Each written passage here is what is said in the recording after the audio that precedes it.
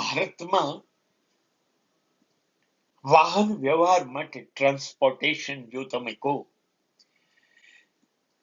તો એક શહેરથી બીજું શહેર, એક રાજ્યથી બીજે રાજ્યમાં જવા માટે રેલવે અને એસટી બે માધ્યમો અમારી પાસે છે, કેમ કે વિમાન બધાને પોસાય નહીં.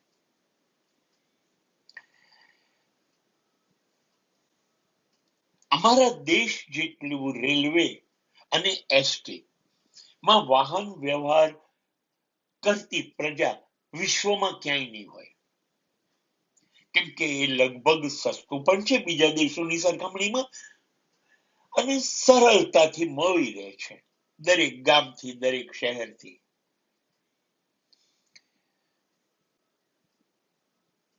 અમારી વસ્તી 140 કરોડ છે. એમાંથી 10% ગણીએ ને તો 14 કરોડ માણસો રોજ એક જગ્યાએથી બીજી જગ્યાએ વાહન વ્યવહારનો ઉપયોગ કરે. 14 કરોડ તો ખરા, 10% જ ખાલી લોકો ગણીએ તો પણ દેશ તો એમને મજબૂત થઈ જાય પૈસે ટકે.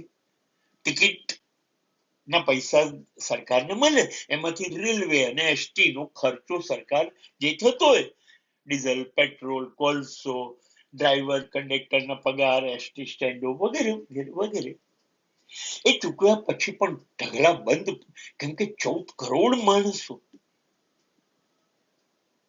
કેટલી મોટી ઇન્કમ રોજની થાય, સરકાર મજબૂત થઈ જાય. નથી થતી અમારે ત્યાં. અમારે ત્યાં રેલવે અને એસટી બંને ખોટમાં જાય છે, નુકસાન. કારણ કે અમારે ત્યાં જે લોકો અવર જવર કરે છે રેલવે અને એસટીમાં, એમાં મફત વગર ટિકિટે, જેને રેલવે ખુદા બક્ષ કે છે, કશું આપ્યા વગર જવાનું, આવવાનું ને ઉતરી જવાનું, આ મફત જનારા માણસો પુષ્કળ છે. ખર્ચો તો એટલો જ થવાનો. કાશ્મીરથી કન્યાકુમારી જતી ટ્રેનમાં, કે અમદાવાદથી મુંબઈ જતી ટ્રેનમાં, કે અમદાવાદથી દિલ્હી જતી ટ્રેનમાં, કે અમદાવાદથી સુરત જતી બસમાં ખર્ચો તો એ જ થવાનો. પણ જતા લોકો ટિકિટ જ નથી લેતા, જતા આવતા આ ટેવાઈ ગયા છે કેટલા બધા લોકો. તો શું સાહેબ, જે ટિકિટ ચેક કરે છે એ લોકો પકડી ના શકે? શું સાહેબ, એસટી ની અંદર ડ્રાઈવર કંડક્ટરોને ખબર ના પડે? પડે. પણ ટિકિટ માની લઈએ કે 150 રૂપિયાની છે, રેલવેમાં નથી લેવી, એસટીમાં નથી લેવી. એસટીમાં કંડક્ટરને કહી દેવું છે કે હું તને 50 રૂપિયા આપી દઉં, મારી ટિકિટ નથી જોઈતી.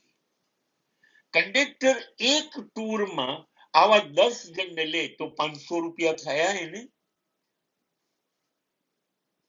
તો 30 દિવસ રોજ એક વાર તો જવાનું જ છે, એક વાર પાછા આવવાનું છે. 30,000 રૂપિયા થયા એક કંડક્ટરને મહિને, એને ડ્રાઈવર વેચી. ભ્રષ્ટાચારથી ચાલે છે.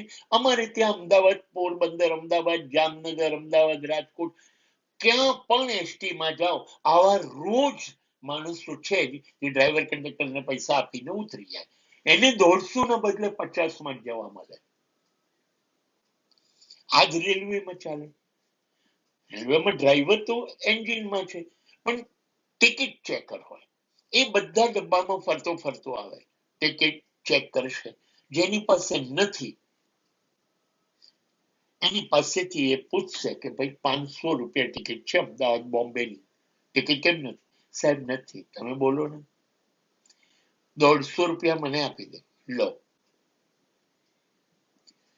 હવે આ ચેકર આખી ટ્રેનમાં 5,000 માણસ જતું હોય, શું લાગે છે? એક એક એક ફેરામાં 100 માણસો ટિકિટ વગર ના પકડે, કેટલા પૈસા છે? 30 દિવસના કેટલા? એક વર્ષના કેટલા? આ લોકો પોતે પૈસાદાર થવા અને પેલા લોકો મફત ઓછા પૈસામાં જવાયા હોય. હવે તો કેટલા બધા લોકો છે, આ તો આપનારા છે, થોડાક આપીએ, એવા લોકો છે જે આપવા જ નથી. રોજ ક્યાં પકડાવાના છે? ક્યારેક પકડાઈશું ત્યારે વિચારીશું, અને પકડાય તો પૂરી દો ને જેલમાં લઈ જશો તો કઈ મોટો ગુનો તો કર્યો નથી, ટિકિટ નથી લીધી. મને રાખશો મહિનો 2 મહિના, દંડ કરશો તો ખાવાનું તમે આપશો, રહેવાનું તમે આપશો. એવા લોકો છે ટિકિટ જ નથી લેવી, રોજ જવું. હવે તમે મને કહો, આ દેશ આ 2 ખાતાને કારણે કેવી રીતે દેશની આવક વધશે? દેશ એટલે વિકાસ નથી કરતો.